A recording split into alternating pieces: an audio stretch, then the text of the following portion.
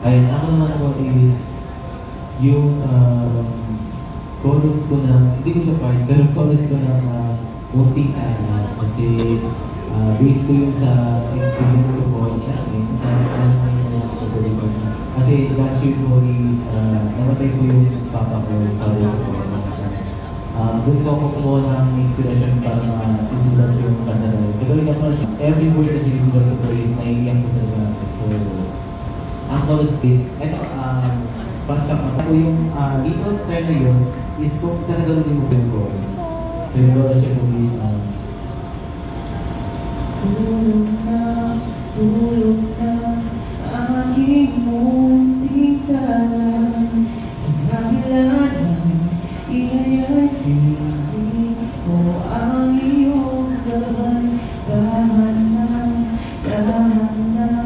di ka pahuli na huwag naman ba'y pagkatawag ng iyong